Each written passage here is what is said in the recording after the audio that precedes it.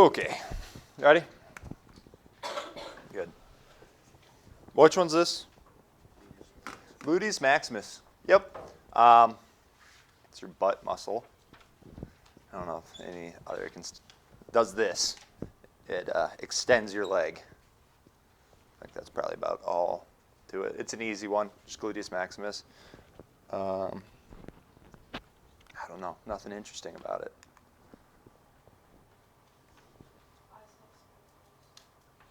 No. It's on the front of your leg, this one. Rectus femoris, yeah. It's, I don't know, whatever way you want to put them, but number one that we'll talk about of your quadricep muscles. It runs right along top. So if you flex your leg out, extend your knee. Oh, here, I'm going to do a little. It extends the leg, no, flexes the leg and extends the knee. So that's doing both of those. Yep, top one, rectus femoris, or keeps the femur erect. All right, there's three here. These will be our vastus muscles. We have vastus lateralis, vastus medialis, and vastus intermedius. Take a guess which one's highlighted in green. It's the intermedius muscle. Yep. What would this one be? Lateralis, and then medialis. Yep. And these are the other three muscles of the quadricep.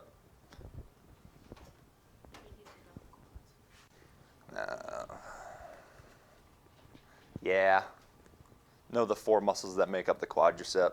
You will not need to know the hamstring. Hamstrings, I guess.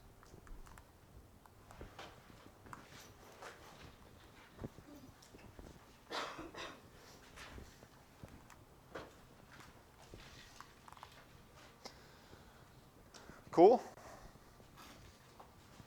This would be the sartorius. It's the longest muscle in the body. And like I was saying, I've known it as the hacky sack muscle because it does all the hacky sacking activities.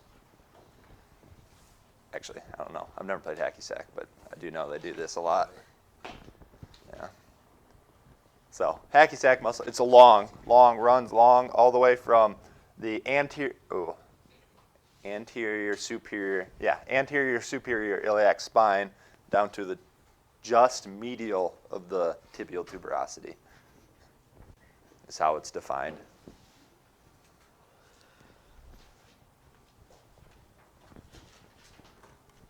That's something you might have to learn if you take an anatomy class in college.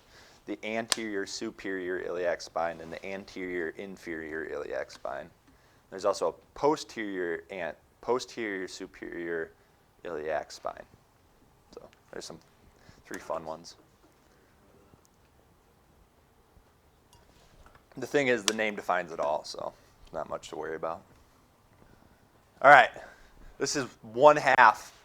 We're only talking about one half of the hams, of the hamstrings, and it's this one right here. And this would be the biceps femoris. You can't see it, but the second head of the biceps inserts right along here, right on the linea aspera. Remember what that is? That's where the biceps femoris will not insert, but originate at. The other half, I'll just talk about it. You don't need to know it. It's called the semitendinosus, which is this one on top, and the semimembranosus, which is the one on the bottom, but just beneath it. Do we want to add those? Why not? Okay, that's fine. Semitendinosus and semimembranosus. Don't learn them. And this is the gastrocnemius. There are two heads to it. Did I say? Yeah. Okay. Yep. And there'll be the lateral and medial head. The one on the left is the what head? Medial. How do you know? Yeah. Well, how do you know it's the inside though? Okay. I was just doing by the count of the toes, the number of bones in your big toe. But yeah. You're absolutely right. That would be the medial head on the right side and the lateral head on the left.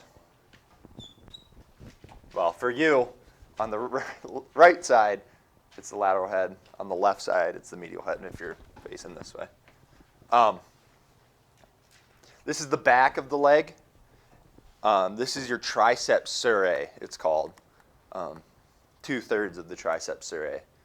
And the other one would be the soleus. The soleus is the last part. I guess if you grab your calf, one sec, I'll come to the front. If you grab your calf towards the top, I don't know if you can flex it or not, you'll find the gastrocnemius. It's right here. And if you reach down a little bit further, you can feel muscle. And that'll be the soleus. And those all insert into the calcaneal tendon, or Achilles tendon. Ow. My calf always cramps when I flex it. I'm cramping right now. Take a guess what that is.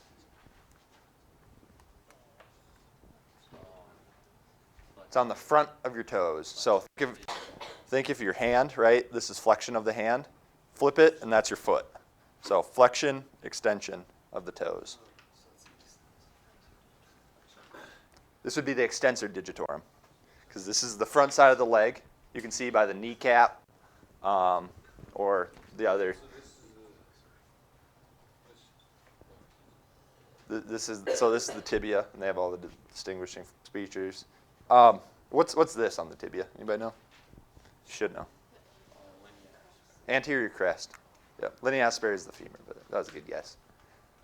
This would be the extensor digitorum longus. It does the same thing as the extensor digitorum in the hand, except for in the foot, and it's longer, so it's called the longus. Last one. Nope. Last muscle. What is it? It is gross. Think of the other one. What's the other one? Not extensor. Flexor. Yep. I did backwards. So sorry. Yeah, goes to the bottom side of your toes. And again, if you think of your hand, like your palm facing down, flexion would be like of the toes. I'm not going to take off my foot and show you, or take off my shoe and show you. So, yeah. Are there any questions on those? I flew through those just because they're super interesting things to talk about. Right there. These are, well, there's a bunch of stuff. Patella, blah, blah, blah, femur, you know. I don't care about articular cartilage or the meniscus. You don't have to know those. But, so this is the front side of your knee. And you have your ACL, your PCL, your LCL, and your MCL. And they name themselves. So, your lateral collateral, so on the lateral side of your leg. Collateral means it runs,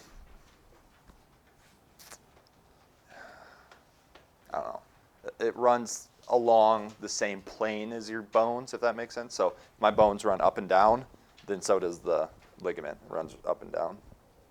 Same thing with the medial collateral ligament, just on the opposite side. It's the same thing. It's on the inside of your knee. And then there's two in the middle, or on like in between the joint. It's the anterior cruciate ligament and the posterior cruciate ligament. Yeah. Yeah. Remember the name. It's a good question. Remember the name. Anterior cruciate ligament. You've probably heard of it before. It's the one that snaps a lot in athletes. And it, I don't know, it's the anterior one. So they kind of cross. So a bunch of stuff on the board. If any bird watchers are out there, the Merlin Bird app is a great one to get. pretty cool. Johnny can test. Okay, so that bad femur, tibia.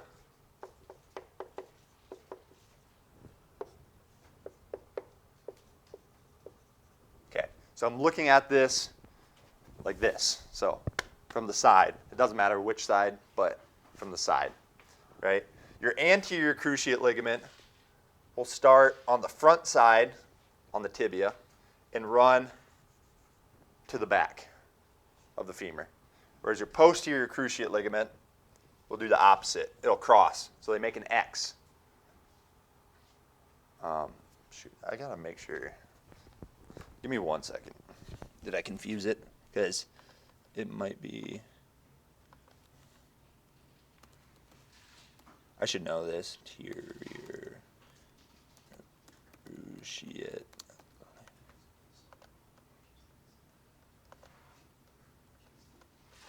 No, I was right. Yep. So, just wanted to make sure before I said anything dumb. ACL's front on the tibia. On the tibia, it'll be on the front side. The posterior one is on the back side of the tibia. X's.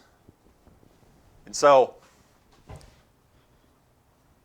I actually one time saw a really terrible, what would it be? It'd be a PCL tear, posterior cruciate ligament, where someone was running and they hit, it was a bleacher is what it was. They hit a bleacher and their entire knee shifted forward while their tibia stayed in place, and they tore their PCL and I think ACL, I don't know. I was really young, but it was kind of gross. Another fun video to watch, look up on your own time, is a gymnast from LSU, I think. Have you ever seen that one? You've seen that one? Yeah, she flips and then she lands. She lands kind of like this, and you can see both of her knees not in place. That's a rough one, but that would be a good example of a like total tear of those ligaments. Instagram reels, yeah. What was I gonna say? Oh, a thing you can do with your anterior cruciate ligament, if you, I don't know, it happens more with like fighters who do a lot of like jujitsu, that kind of stuff, where they're twisting their knees around a lot. They tear. Jujitsu, yeah. We don't. Jujitsu is it's kind of like wrestling, but different. Yeah. But they do a lot of twisting of their legs, and you see a lot of times they tear their ACLs because they're twisting it so much. They can take a cadaver. Does everybody know what a cadaver is? Yeah, it's like a person being used as like to study. Yep, that's dead. They can take the ACL, or no, they can take the Achilles tendon out of a cadaver and use it as your ACL if you tear it.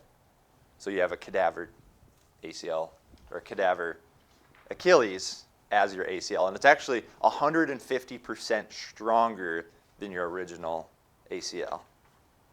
But after around 3 years or so, your body it takes that cadaver and it replaces it with its own cells just over time, and it goes back to a normal ACL.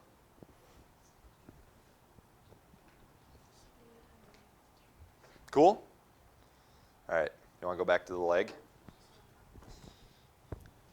I do. Let's do that.